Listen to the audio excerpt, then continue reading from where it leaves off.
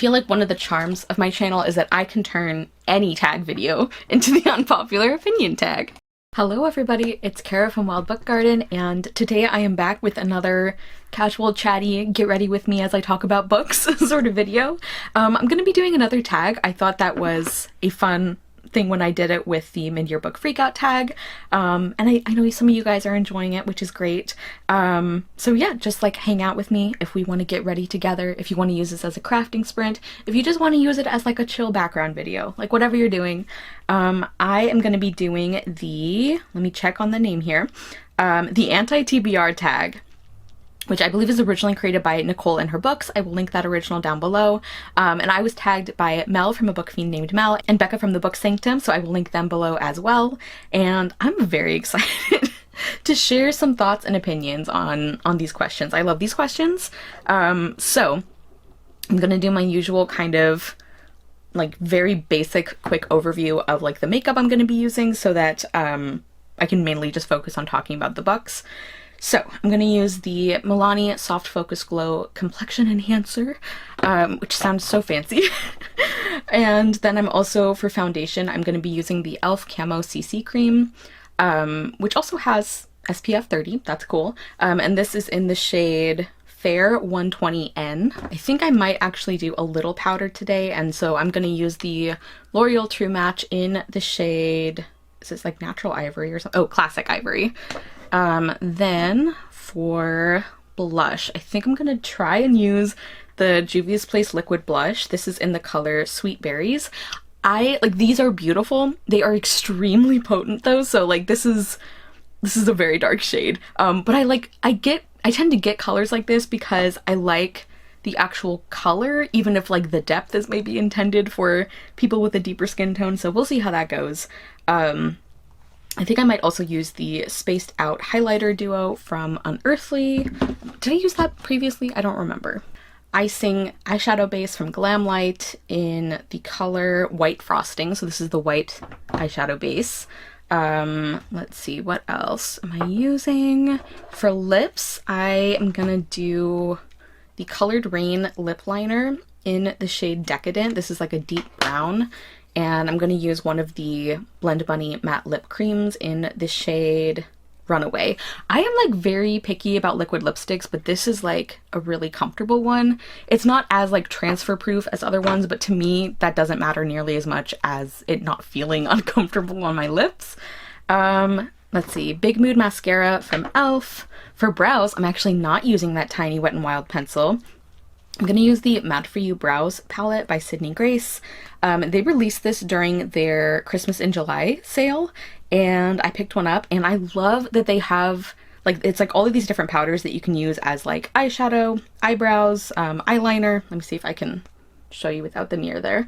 And so I really love that they have a selection of shades that is specifically for black eyebrows, because I complain about this all the time. Like, I have very dark brown hair, but my eyebrows are true black, and so it looks really weird if I put like just a general like dark brown pencil or powder or anything. So I'm very excited for this. I've been really enjoying it, and I've just been mixing the two darkest shades, which are Ebony and Jet Black. And for eyeshadow, I am so excited. This is a palette that I really love, and it is the Sea Witch palette from Electrum Cosmetics. It's so beautiful. I love it so much. Okay. So let's get into the actual questions as I get started here. So of course, as the anti-TBR tag, this is like about books that you are not planning to read. Number one is a popular book everyone loves that you have no interest in reading. Also, for a lot of these, I have multiple answers, which is probably not surprising. So Name of the Wind by Patrick Rothfuss, I have no interest in. Like, friends of mine who like we can sometimes have, you know, very similar tastes, like really do enjoy it. But it just never pulls me in. I don't like flashback stories. I think the main male character would drive me bonkers, and I really don't think I would appreciate the, I don't know, the take on the female characters in that book. Like, I just think it's not for me. Also the Hunger Games series by Suzanne Collins, obviously. I know a lot of people really love that series and that it was really formative for a lot of people's reading. I I don't have any interest in it. I am very, very picky about dystopians anyway.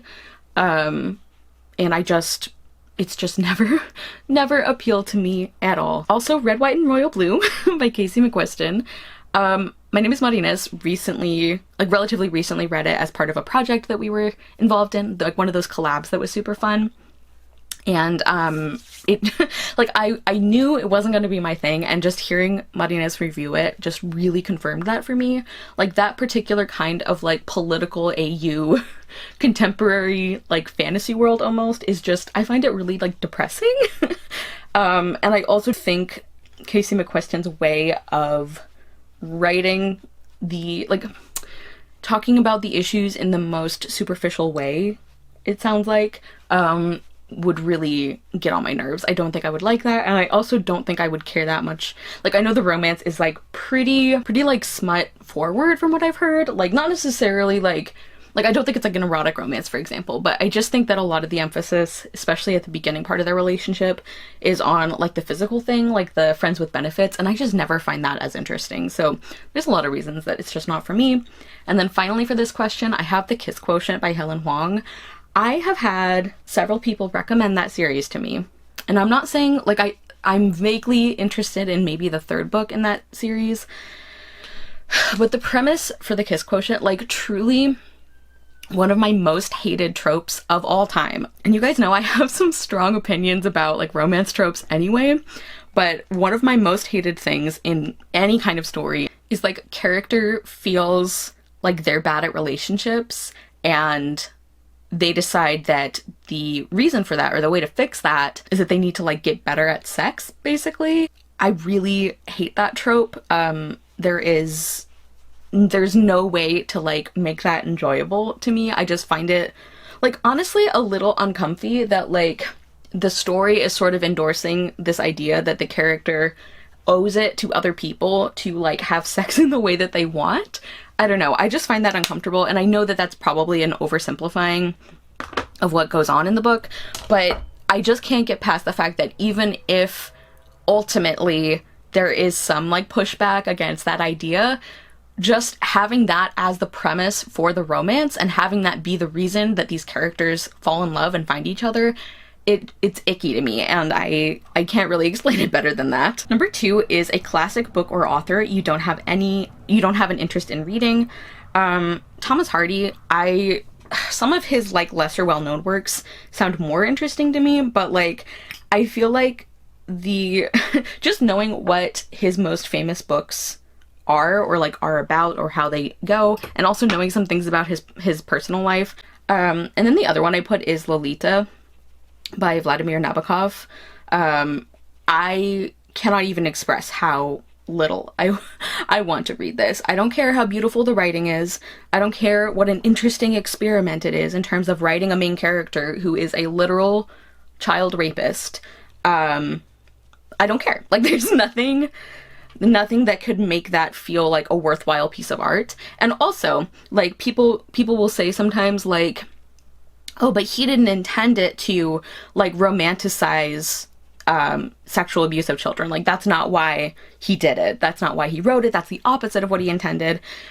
Which, for one thing, you know, to bring up My Name is Inez again, she talks a lot about intent versus impact, which I think is very relevant here. So maybe, you know, he did intend to comment on this, but if people read the story and that's not what they get, I think that is still a problem worth discussing. But also in terms of the impact, I feel like the fact that there have been actual, like, measurable, you know, reaction, like, increases in, like, the normalizing almost of, like, certain kinds of, like, sexualizing children, like, I don't know, maybe that has happened less in recent years, but I know that that was a thing at least a few years ago. And for me, that would also be enough. Like, even if I didn't have all these other issues with the book and with, like, viewing this as, like, a worthwhile piece of art, even though I think by definition it kind of, like, tries to get you to empathize with this like monster of a main character.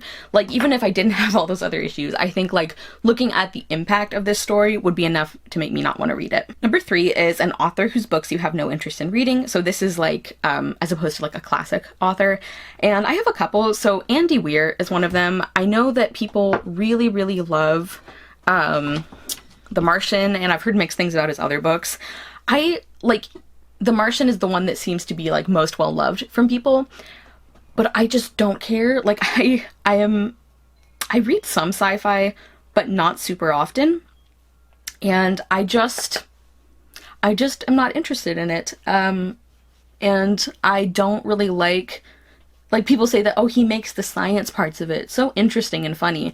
And I think having a survival story in space sounds like a combination of some of my least favorite things to read about. So just not going to be for me.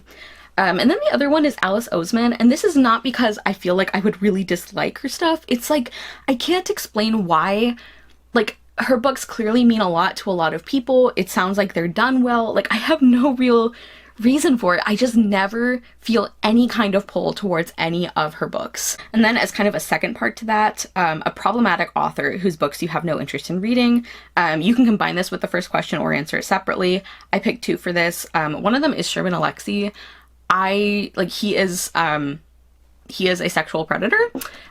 He harasses and assaults. I think he was one of the, was it during the Kidlit, allegations that came out? I don't remember, but I know that he does that, which is unacceptable. And I've also heard, especially from a lot of like native book reviewers, that it's really frustrating to see him continuously praised as like one of like the best native authors, one of the indigenous authors to watch. And it's like, you know, there are so many other native authors who write incredible stories and who are not predators. So let's give some of them some love. And then the other one is TJ Klune. So I have never been interested in any of his stories. Like the one that was like so big and everyone continues to love and talk about is the Cerulean Sea one. And the premise of that, I had absolutely no interest in. So like I wasn't going to pick up that book or probably his other stuff anyway. But then on top of that, the inspiration, like he did these like interviews where he talks about his inspiration for that series. And it's based on like the residential school system in the US and Canada. TJ Klune is not a native author, and like, you know, however you feel about like what staying in your lane means or how much somebody's entitled to like write about things that they don't have experience with, like however you feel about that, I feel like one of the other problems is not only the way that he portrayed this, in like using his story as an allegory, but also some of the things he said in the interviews. Like one of them was like saying that like he thinks that if native families could see the horrible impacts of like colonization on their children, that they would have fought harder to keep them out of residential schools. And I just can't get over that. Like the victim blaming for genocide and like cultural and more literal genocide like is just wild to me. This is just a case where I did not want to read the author anyway, and then I ended up with like even more reasons to not want to read him. Number 4 is an author you have read a couple of books from and have decided their books are not for you. So there's like a couple of very popular ones that I could talk about that you guys all know I dislike. Like Robin Hobb, Lee Bardugo, V.E. Schwab, but I actually picked more of a niche one so that I'm not always talking about the same authors.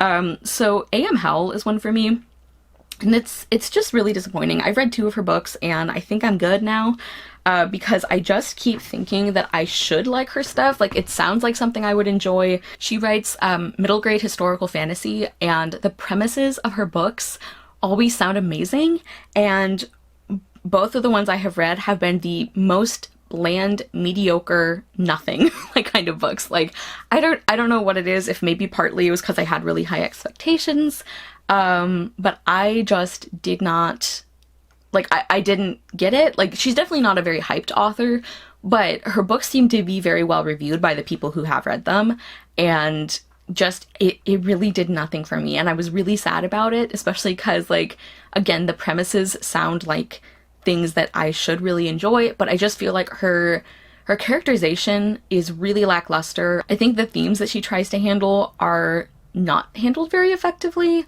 I think the plots of her books aren't super engaging. There are just like frustrating elements of the story. Like it just ended up being like, I think I gave them both 3 stars, but it's probably more of a 2.5.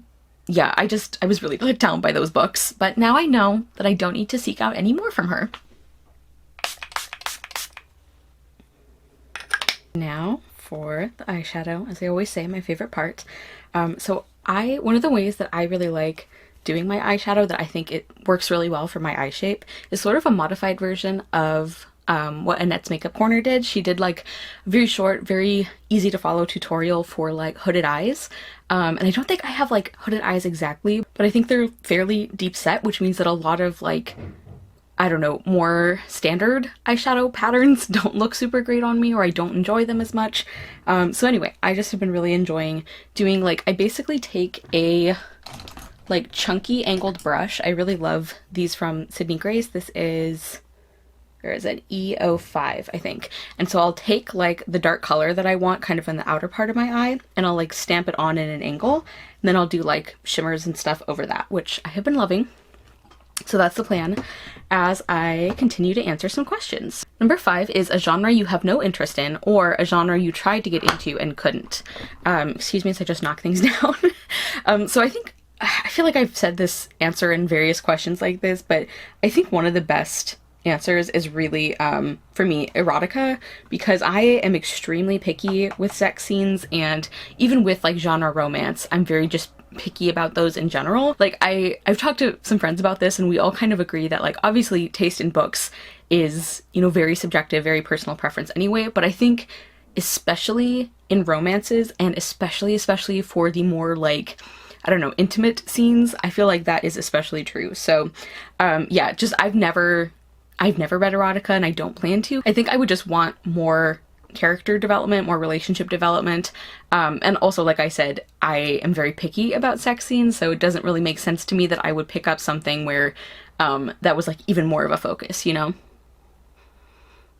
Number 6, a book you have bought but will never read, and that can be a book you unhauled or a book that you return to the library unread. So there's like a few different ways to interpret this one. And that's good because I don't tend to buy books that I have no intention of reading. You know, like I don't really get books that are like just for display or something, unless it's like specific editions, but even then I usually will read those editions. So instead I kind of picked one that I did return to the library, essentially unread. That is Bringing Down the Duke by Evie Dunmore. I got, maybe it was less than 1 chapter into this one, and I just wasn't liking it. The writing style I was not jiving with, and like the whole premise I thought was kind of a stretch for me anyway. Like a stretch in that I didn't think I would probably like it, not a stretch as in this isn't believable. And I think one of the things that really like solidified for me that I didn't want to keep reading this is that I had just previously finished a book, I think it was A Dangerous Alliance by Jenica Cohen, which I hated. And I hated the romance in that, and I like was reading this one, I'm like, I can't do this again. No, I'm not going to. And I knew there was a super long wait list at the library, and I'm like, I just don't care enough. I'm already having a bad time. I just don't want to. And also I looked up reviews afterwards, and I think I would have absolutely hated the lack of consent here. So I don't want to read like any of the books in the series. I know that there's also some like really like insensitive cultural things in like one of the sequels, like the way that it like basically makes fun of I don't know, it like exoticizes India, and also like uses a like important religious element as like a plot twist. So there's just a lot of reasons that I don't think this series is for me, and I do not miss it. And then the other one for this question is one that like I gifted to somebody. So like I didn't buy it for myself, but I did buy it for someone else, and they read it and really enjoyed it, and they have said like, oh, you should read it, like I'll lend it to you. So I feel like this could kind of answer this question. And that's Book Lovers by Emily Henry, which like I think I've said before that would be the one Emily Henry book that I am kind of curious about. I know she's like having a real moment right now on BookTube, and yeah, this is the one with the premise that interests me the most. I think it's cool that they're in publishing. I like that this is sort of like making fun of all of those like romance movies where the like hardworking, high-powered businesswoman is like seen as the enemy and like all of that. So I thought there were like things about it that I think I would like, but I've heard more mixed things about this one, or like about her as an author, from like a few friends of mine since then, and I just don't know. I don't know. I think like romance is something that I am less willing to take a chance on, because when I don't like it, I really dislike it, you know? Again, going back to the like personal preference thing. So I think that's part of it. And also, this is such a silly reason, but so like it's got that like cozy, like small town sort of vibe, but the whole point is that they're like, that's stupid, and so they like are gonna want to live happily ever after in like New York City still, which like is cool. Like I like that as like a concept, or you know, like the premise. Like I know that at least one of the characters is like from New York City and she like doesn't want to leave there, which again I think is cool. But I have said before that I am just not like personally obsessed with New York City in the way that I think you need to be to enjoy like certain kinds of books that are set there. And I always feel like I have to make this disclaimer that like I do enjoy New York City. I have visited there. I think it's a very cool city. I would love to visit there again, but I don't have that like deep burning need to live there that I think a lot of authors assume that you have, you know? So that's like my silly petty reason. But like maybe someday. I don't know. This is one of the ones on the list where it's like I'm not vehemently opposed to it. It's just one that I can't really see myself reading in the near future. Number 7 is a series you have no interest in reading, or a series you started and have DNF'd.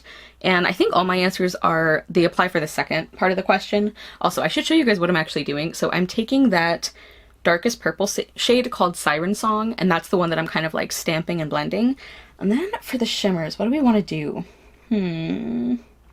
They're all so pretty. Because I don't want to like completely clash with my top, and obviously I just put purple on. But I don't know. Okay, you know what? I think I might do...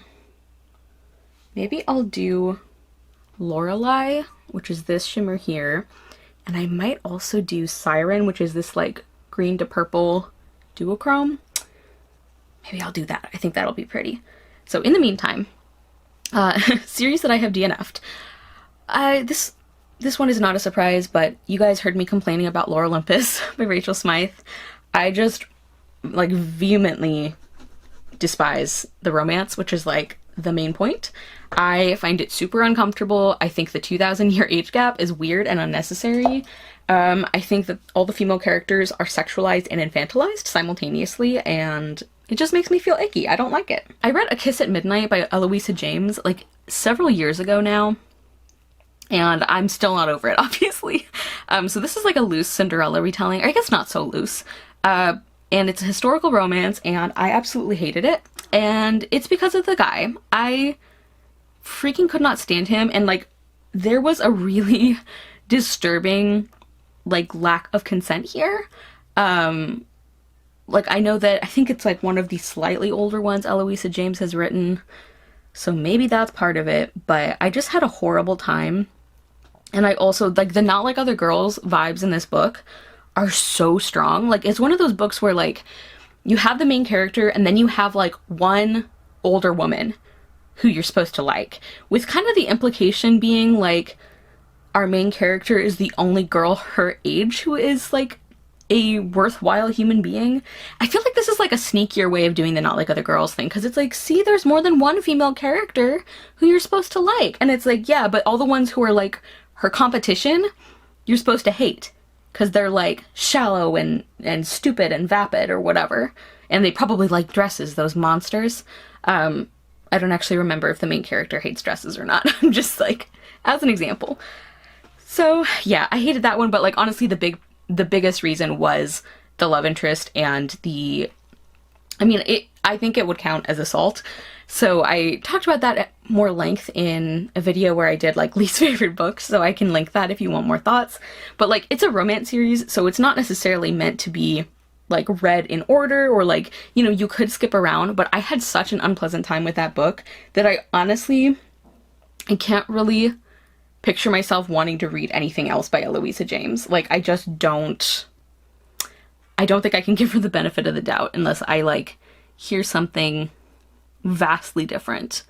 And then the last one I have for this question is Strange the Dreamer duology by Laini Taylor. I just find her writing incredibly overwrought. Like, her earlier stuff I like, and I feel like she knew when to rein it in with, like, the descriptions. And I feel like since she's gotten especially popular, I don't know if, like, her editors told her, like, hey, people love your metaphorical language or what, but I feel like she says so much and yet she doesn't tell you anything. Like, she'll go on and on with all of these, like, beautiful turns of phrase, and I'm like, cool, I still have no idea what this character is like or, like, what this setting looks like, which I find very frustrating. I really like her older stuff, though. Like, I'm really sad that her middle grade books are out of print because I think those are some of her best.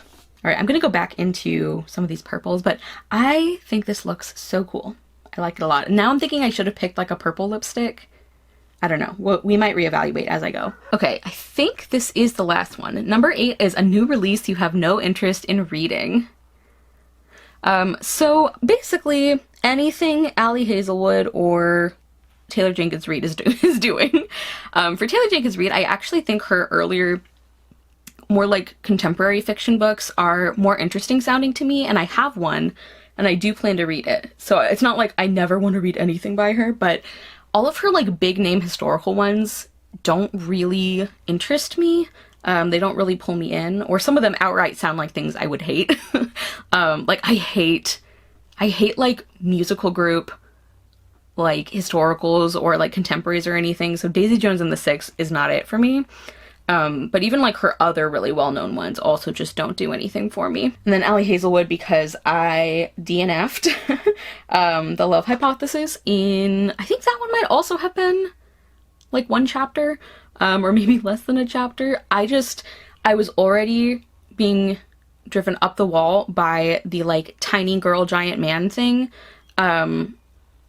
And I also, like, the big thing that made me, like, quit that one, even though I remembered seeing quotes of the sex scenes and I'm like, I think I would hate this with the fire of 1,000 suns. So that's another reason. But, one of the things that made me, like, actually DNF at the point that I stopped, is that we're, like, being told about this, like, you know, grumpy professor, and he's the love interest. We're supposed to like him. And it's talking about how he is, like, such a horrible professor to work with that, like, kids are having, like, anxiety attack. Like, they're, like, students are, like, vomiting because he is such a strict and unpleasant person to work with. He's, like, they're talking about how, like, kids aren't graduating on time, which, like, in this economy, I just, there were a lot of things where I'm like, I know this is supposed to just add, like, flavor to his grumpiness, but, like, I read it and I'm like, I don't care about you finding love. Like, making a toxic educational environment, like, I don't care how much funding he brings into the university. Making a toxic environment for any kind of schooling, it's a big no for me. Like, I don't care about following you. So that's why I DNF'd. And apparently Ali Hazelwood does the same kind of thing in all her books. So I feel like since I've tried one, I've tried them all. And I wanted to pick, like, a specific one that, like, was a very recent release. So I just went to, like, the Goodreads, like, new releases section to see what I wasn't feeling. And one of them that came up was The Brothers Hawthorne by Jennifer Lynn Barnes, which, if you guys saw my recent collab that went up, I don't think it's a surprise. I read the first 2 books and I did not have a good time. Also, I think my least favorite character is, like, the endgame love interest, so that's just an extra reason that I'm not interested. Like, like I said in that video, I might read spoilers about the last book whenever it comes out, whichever one it is, but I'm definitely not gonna actually read it. And then this one is kind of like a random one, but another one that I came across and I was like, oh yeah, I specifically am not reading that one. Like, I made the conscious decision of, like, no thank you. And that is Queen's Hope by E.K. Johnston. I actually really am excited to read her other Padme-focused books, but this is the one with Anakin, and, like, speaking of unpopular opinions, I think Anakin is, like, the most overhyped character in that whole franchise. Like, I don't understand the the like love for him, the interest in him, and I really don't want to read about their romance. Like, I can't even express how little that interests me. Yeah, like and also I don't even think that Anakin is like a compelling villain, you know? Like, it's not even like one of those characters for me where like, yeah, you're a despicable person, but you are like at least interesting to follow. Like, you're well written, because I don't think he is. So yeah, anyway, that was the anti-TBR tag. I will maybe tag a few people in the description, and we're almost done with the makeup. I mean, mostly almost done. So I will do the stuff off camera that I usually do off camera, and then we'll come back, okay? I like how he keeps saying okay like you guys can answer me in real time. Okay everyone, so this is the finished look. I added liner, mascara, brows, and I did end up doing a different lip color because I thought it would look better. So I did Moody from Beauty, not Beauty Bay, Blend Bunny, that's what I meant. So here is the finished look. I hope you guys enjoyed hearing my answers for the anti-TBR tag. Thank you again, Mel and Becca, for tagging me. I had a ton of fun answering these. I feel like it's nice to be able to just like complain about some books once in a while. And I've already done the unpopular opinions tag, so I basically just turned this tag into the unpopular opinions tag. Let me know if you guys have similar thoughts on any of these books, or, you know, maybe different thoughts, or let me know a book that you are like aggressively not interested in that is really popular, because like I think it's important to acknowledge that as well. Like being hyped for new releases is great, but we also don't need to read everything, so that's cool too. Thank you guys so much for watching. I will see you soon with another video, and I hope you love the next book you read. Bye!